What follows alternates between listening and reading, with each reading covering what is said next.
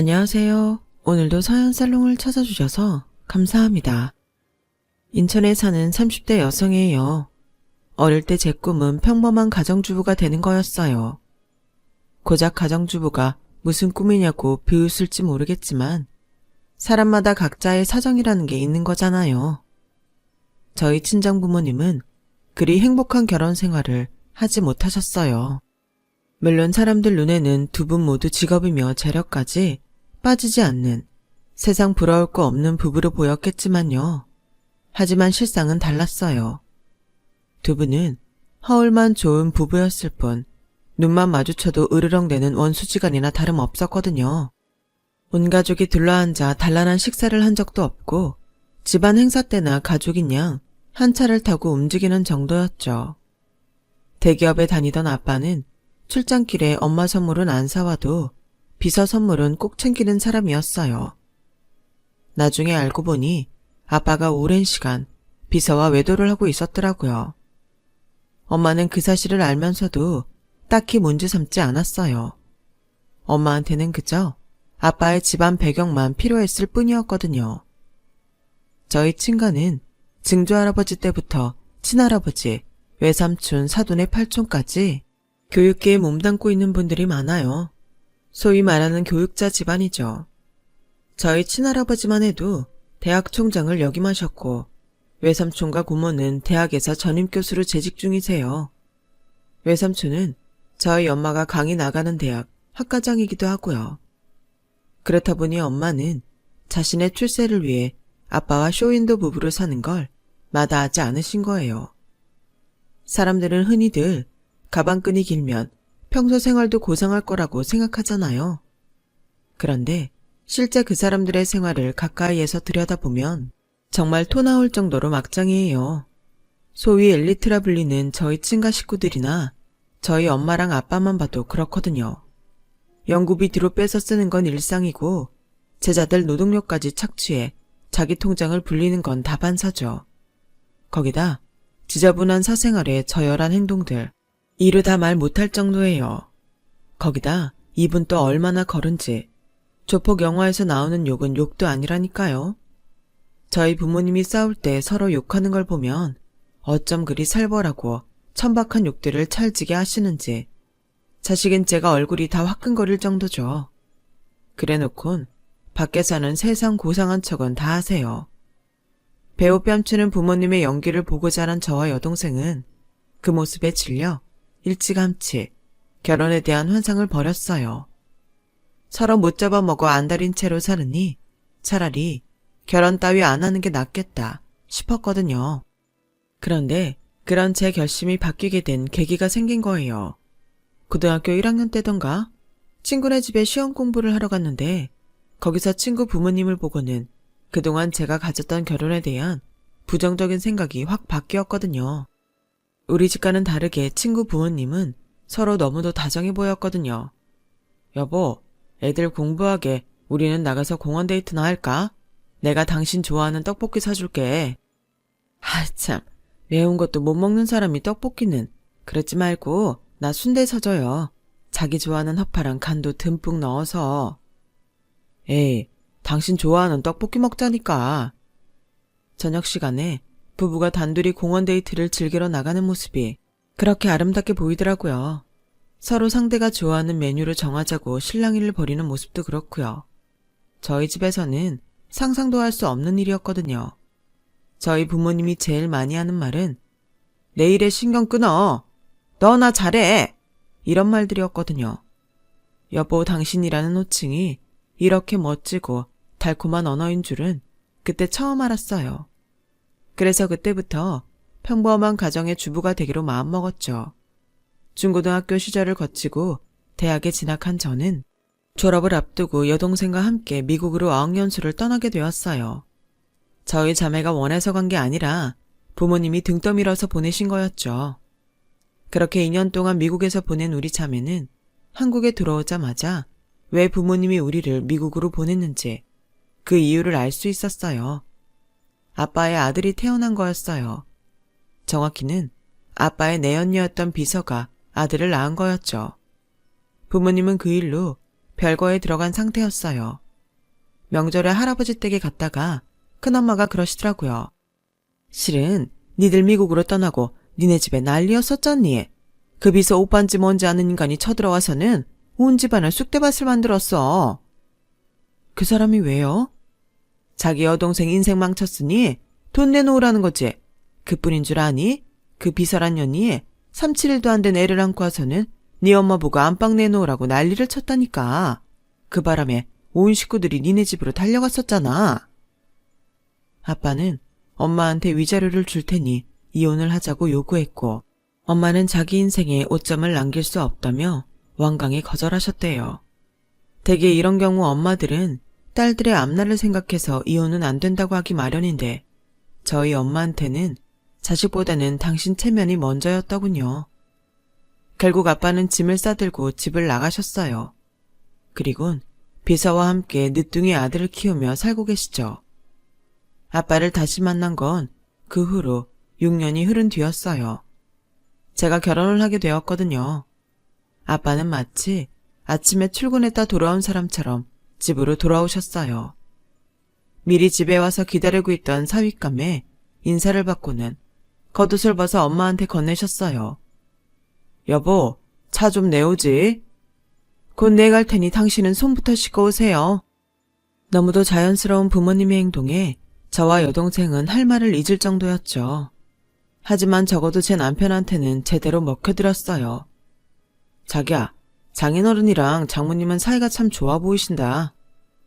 남편의 말에 애써 미소를 보였지만 속은 언제 내 부모의 실상이 들킬까 가슴이 조마조마했어요. 그날 우리 집에서 저녁 식사를 함께한 남편은 밝은 얼굴로 돌아갔어요. 남편이 저희 집에 있는 내내 분위기가 좋았기에 저도 내심 다행이다 싶었죠. 그런데 남편을 배웅하고 현관을 들어서니 엄마와 아빠가 말다툼을 하고 계시지 뭐예요. 넌 엄마라는 게 애들한테 신경도 안 쓰냐? 고작 변두리 대학 졸업해서 시덥잖은 회사 다니는 놈을 남편감으로 데려오게 해. 내가 애들 앞으로 매달 보내주는 돈이 얼만데 이따위로 애들을 키워. 아이고, 꼴에 대기업 간부 아니할까봐 그놈의 직장 타령은. 그렇게 사윗감이 성에 안 차면 당신이 제대로 된 남자를 붙여주지 그랬어. 당신 회사에 많잖아. 학벌 좋고 집안 좋은 애들. 지 자식 버리고 천년 치마폭에서 놀아나느라 평생 신경도 안 쓸 주제 누구 탓을 해. 그깟 돈 그 정도는 나도 있어. 가짜라서 정말. 야, 너 말 다 했어? 덜했다 왜? 연극이 끝나고 무대에서 내려온 배우들처럼 부모님은 방금 전과는 180도 다른 모습으로 변해버렸어요. 그런데 하필 그 모습을 남편이 보고 만 거예요. 선물로 가져온 양주를 차에다 놓고 깜빡했다며 차를 돌려 다시 온 거였죠. 생각지도 못한 남편의 재방문에 부모님을 비롯해 온 가족이 그 자리에 얼어버렸어요. 죄송합니다. 제가 잘못 온 것 같네요. 남편은 손에 들고 있던 양주를 선반에 내려놓고는 도망치듯 나갔어요. 너무 창피해서 귀까지 빨갛게 달아오른 저는 부모님을 쏘아보고는 남편을 따라 나섰죠. 정환씨, 미안해. 아니야, 솔직히 내가 많이 부족하긴 하잖아. 난 그래도 너희 집에 있는 내내 분위기도 좋았어서 너희 부모님도 날 마음에 들어 하시는 줄 알았거든. 다행이라고 생각했는데 아니었던 모양이네. 내가 다 설명할게. 우리 부모님이 정환 씨가 마음에 안 들어서 그러는 거 아니야. 서로한테 상처 줄 거리를 찾느라 그러신 거지. 내가 누굴 데려왔어도 저러셨을 거야. 실은 우리 부모님이 사이가 안 좋으시거든. 따로 산 지 꽤 됐어. 아빠가 집에 오신 것도 6년 만이야. 어차피 나한테는 신경도 안 쓰는 분들인걸. 감추고 싶던 내 치부를 결국 내 입으로 털어놓게 되었어요. 아빠한테 내 언녀가 있다는 사실과 그 여자와의 사이에 늦둥이 아들까지 있다는 것까지 모두 말해버렸어요. 난 돈 많은 남자, 좋은 직장 다니는 남자, 집안 좋은 남자 다 필요 없어. 그딴 게 무슨 소용이야. 우리 부모님을 봐. 뭐 하나 모자란 거 없는 분들이지만 저러고 살잖아. 난 엄마 아빠처럼 살기 싫어. 그냥 평범한 가정 꾸리면서 하루하루 사는 재미 느껴가며 살고 싶어. 정환 씨랑 그렇게 살고 싶다고. 겉으로 보이는 화려한 삶 뒤에 찢기고 멍든 상처가 수없이 많이 나 있는 제게 남편은 누구보다 따뜻하고 편안한 사람이었어요. 비록 저보다 학벌도 낮고 월급도 적었지만 함께 있을 때 마음이 편안한 이 사람을 놓치기 싫었어요. 나는 적어도 내 아이만큼은 나처럼 불우한 가정에서 자라지 않게 하고 싶어. 제 얘기를 묵묵히 들어준 남편은 결심이 섰는지 고개를 끄덕였어요. 그래, 결혼하자. 내가 장인장모란 살 것도 아닌데 무슨 걱정이야. 내가 너희 아버님처럼 대단한 사람은 아니지만 너 하나만큼은 외롭지 않게 해줄게. 그건 약속해. 비록 결혼을 앞두고 한 차례 위기가 있었지만 우리는 결혼을 하기로 했어요. 물론 저희 부모님은 끝까지 반대를 하셨지만요. 너 정말 엄마 말 안 들을 거야? 지금이라도 안 늦었어. 이 결혼 포기해. 싫어. 엄마는 내가 엄마처럼 살길 원해? 누가 나처럼 살래? 세상의 모든 남자가 네 아빠처럼 엉망인 건 아니야. 난 그저 네가 제대로 된 사람이랑 결혼하길 바라는 것뿐이라고. 제대로 된 사람? 거짓말하지 마. 엄마가 원하는 사익감은 그저 학벌 좋고 집안 좋은, 한마디로 남들 앞에 내세우기 좋은 사람일 뿐이잖아. 엄마는 살아보고도 몰라? 난 엄마처럼은 안 살 거야. 그러니까 더는 고집 부리지 마. 무슨 일이 있어도 난 이 결혼 할 거니까. 그래, 이게 집애야. 네 맘대로 해. 대신 너 결혼할 때 10원 한 장 안 줄 테니까 네가 다 알아서 해. 걱정하지 마. 나도 그 정도 능력은 있어.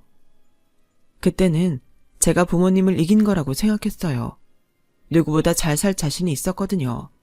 하지만 세상 일이 어디 그렇게 만만한가요?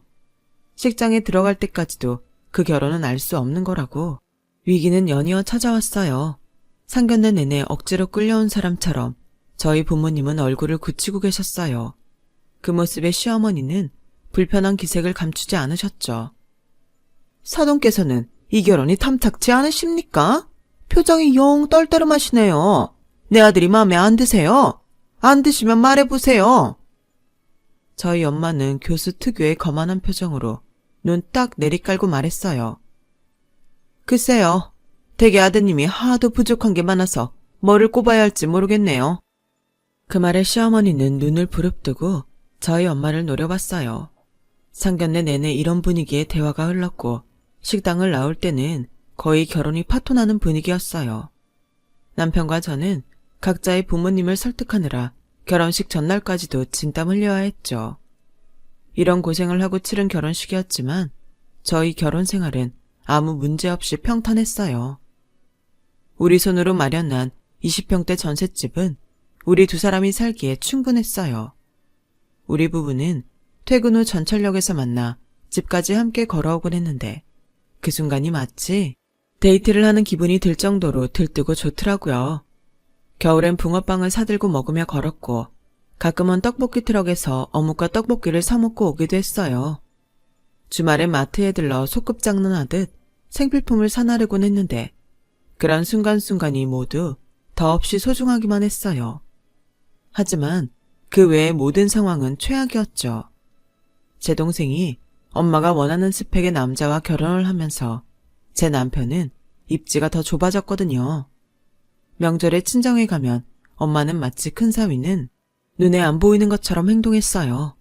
작은 사위한테는 세상 둘도 없이 자애로운 장모님이었으면서 말이죠. 시댁 상황도 다를 게 없었어요. 시어머니는 작정한 듯 저를 괴롭히기 바빴거든요. 거기다 최근엔 당신 용돈으로 쓸 카드를 달라고 하시더라고요. 왜? 싫으냐? 말로는 어머님이 시키는 대로 하겠다더니 그깟 카드도 못 주겠다는 거냐? 니네 친정 살만하다며. 상견례에서 네 엄마가 그러지 않았니? 그래서 돈으로 효도받겠다는데 그것도 안 되는 거니? 어머님, 그런 게 아니라 카드보다는 현금으로 드리는 게 나을 것 같아서요. 매달 드리는 용돈 외에 돈이 더 필요하시면 언제든 말씀하세요. 제가 바로 보내드릴게요. 예, 너 지금 나한테 구걸을 하라는 거냐? 그런 게 아니고요, 어머님. 됐다. 주기 싫으면 주지 마. 그리고 이거 하나는 똑똑히 알아둬라. 내 아들이 너 아니면 안 된다는 생각은 말아라. 네가 내 며느리를 살기 싫으면 언제든 네 발로 나가면 그만이야. 나 안 말린다. 요즘 세상에 남자가 이혼 한 번 했다고 흠될 일도 아니니까. 툭 하면 이혼을 종용하면서 저를 괴롭히는 시어머니 통해 시댁에 다녀온 날이면 머리가 지끈지끈했어요. 하지만 남편이 저희 집에서 저희 엄마한테 당하는 걸 생각하면 뭐라고 할 수도 없었죠. 그래서 어머님이 원하시는 대로 제가 잘 안 쓰는 카드를 드렸어요. 처음엔 식사비로 2, 3만 원 정도 사용하시거나 대형마트에서 장을 보시는데 쓰는 것 같았어요. 한 달에 6, 70만 원 정도 사용하시더라고요. 물론 그 돈도 저희 가게에 있어서는 꽤 큰 지출이었지만 어머님 마음을 돌릴 수만 있다면 그리 비싼 가격은 아니다 싶었죠. 그런데 얼마 전 회사에서 회의를 하던 중에 황당한 카드 사용 문자를 연이어 받게 된 거예요. 전자제품 매장인 하이마트에서 날아온 500만 원가량의 문자를 시작으로 작게는 몇십만 원부터 100만 원이 넘는 금액까지 다양했어요. 결국 마지막 문자는 한도 초과로 승인이 거절됐다는 내용이 담겨 있었죠. 제가 어머님께 드린 카드 한도가 1,000만 원이 조금 넘는 거니까 어머님이 그 정도 금액을 쓰셨다는 얘기였어요. 불과 1시간도 안 되는 사이에 벌어진 일이었죠. 회의가 끝나자마자 어머님께 전화를 했어요. 신호음만 길어질 뿐 안 받으시더라고요. 그 순간 불현듯 카드를 도난당한 게 아닐까 하는 생각이 들었어요. 그래서 카드사에 전화해 결제 취소를 하고 도난 신고까지 했어요. 그렇게 한 30분쯤 지났을까요? 어머님이 전화를 했더라고요. 예, 너 카드 정지시켰니? 결제 취소했냐고? 네, 어머님은 연락도 안 되시고 카드 한도가 찰 정도로 결제 문자가 와서요. 어머님, 혹시 카드 잃어버리셨어요? 그랬더니 전화기 너머에서 연이어 쌍욕이 터져나왔어요. 어이없는 상황에 저는 입만 떡 벌리고 있을 뿐이었죠. 너! 긴 말 안 한다. 카드 다시 원상복구 해놔! 사람이 말이죠. 아무리 참고 참아도 상대가 끝도 없이 무례하게 굴면 그때는 정말 냉정해지기 마련인가 봐요. 어머님, 그건 안 되겠습니다. 그거 제 카드예요. 어머님이 이래라 저래라 할 자격 없으시다고요. 제 카드로 물건 사고 싶으시면 저한테 명령하지 마시고 부탁을 하세요. 기본 예의도 지키지 않는 사람한테 피땀 흘려 번 내 돈 한 푼도 쓰고 싶지 않으니까요. 뭐? 너 지금 말 다 했냐? 이게 어디서 건방지게 꼬박꼬박? 저는 어머님 말을 뚝 자르고 말했어요. 저를 건방지게 만든 건 어머님이시잖아요. 어디에 어떻게 쓰는 건지 말도 안 하고 남의 돈을 1,000만 원이나 쓰려는 사람이 누구 보고 건방지단 소리를 하세요? 툭 하면 나가라는 둥, 자기 아들 이혼남 만들어도 괜찮다는 둥, 개떡 같은 소리만 짓거리는 사람한테 어떻게 건방지지 않을 수가 있겠어요? 저도 참을 만큼 참았어요. 더는 어머님 비위 맞춰드리지 않을 겁니다. 전화를 끊고 한참을 씩씩거리고 분을 삭히는 내내 어머님은 계속 전화를 하시더라고요. 안 받았어요. 그리곤 그 번호를 차단시켜버렸죠. 퇴근길에 남편을 만나 그 얘기를 했더니 남편 표정이 굳어버렸어요. 그리곤 아무 말도 하지 않았죠. 처음엔 자기 엄마가 저지른 짓 때문에 창피하고 미안해서 그러는가 보다 했는데 집에 도착한 남편이 그제야 입을 열더라고요. 실은 자기랑 만나기 전에 사귀던 여자가 있었어. 엄마가 그 친구를 많이 예뻐해서 나랑 헤어지고도 계속 연락을 하셨었나 봐. 상견례 때 장모님이랑 얼굴 붉히시고는 자꾸 그 친구랑 다시 만나보라고 하시더라고. 그래서 그 여자 만났어? 남편은 고개를 끄덕였어요. 자기가 생각하는 그런 게 아니야. 난 그저 더 이상 우리 엄마랑 연락하지 말라고 그 얘기를 하러 나간 거였어. 그런데 그 친구가 너무 취해버려서 할 수 없이 우리 집에 데리고 간 거야. 그랬더니 엄마가 우리 사이에 여지가 있다고 생각하신 모양이더라고. 그제야 알겠더라고요. 왜 어머님이 제 앞에서 아들 이혼을 대수롭지 않게 말했는지를요. 그런데 순간 궁금해졌어요. 어머님은 도대체 뭘 사는데 제 카드를 썼나 하고 말이죠. 남편도 그걸 모르겠다고 하더라고요. 그렇다고 아까 그 난리를 쳐놓고 어머니께 전화해서 물어볼 수도 없었어요. 그런데 그 궁금증은 한 달쯤 지나 어머님 입으로 직접 듣게 되었지 뭐예요. 토요일이라 늦잠을 자고 남편과 함께 늦은 점심을 먹고 있었는데 초인종이 요란하게 울리더라고요. 월패드를 보니 어머님이셨어요. 한복 차림의 어머님은 금방이라도 터질 것 같은 얼굴로 들어와서는 제가 마시던 물잔을 뺏어선 벌컥벌컥 마셨어요. 그리고는 대뜸 욕을 하시더라고요. 아, 쌍놈의 기집애, 어떻게 그런 게 다 있어? 그 여우 같은 년이 감히 날 속여? 영문도 모른 채 어머님의 욕설을 듣고 있던 저희 부부는 잠시 뒤 기막힌 얘기를 들을 수 있었어요.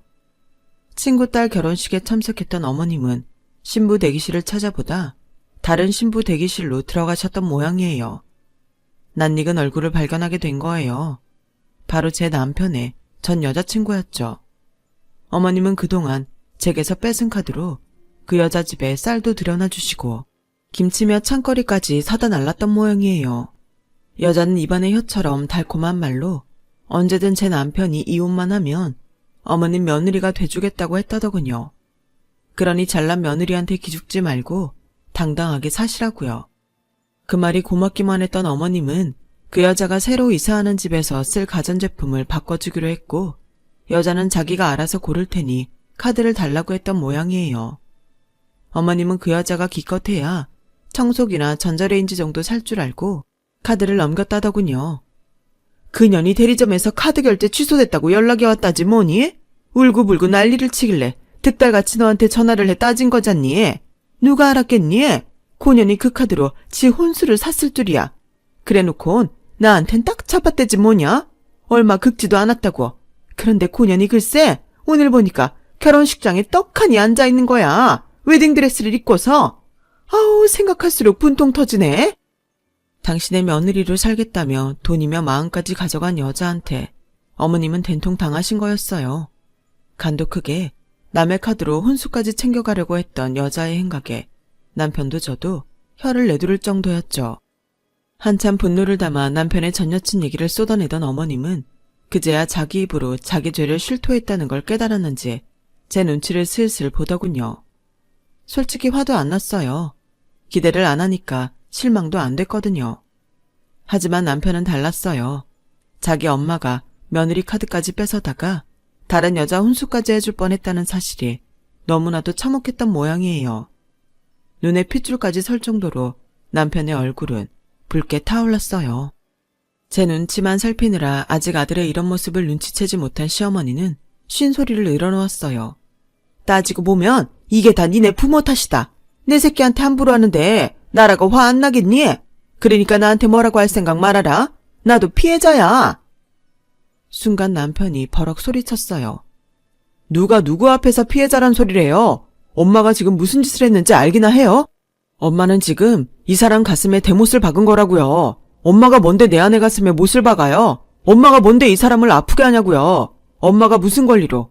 이혼이요? 누구 맘대로. 난 이 사람이 아니면 결혼 같은 건 할 생각도 없었어요. 근데 이 사람 카드 들고 나가서 그딴 년 혼수까지 해줬다고요. 그래놓고 그걸 자랑이라고 여기 와서 떠들어요.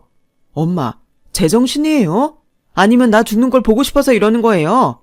그동안 매번 참아왔는데 나도 이 사람도 더는 안 되겠어요. 더는 힘들어서 우리도 자식 노릇 못하겠다고요. 그러니까 이제부터 우리 남남으로 살아요.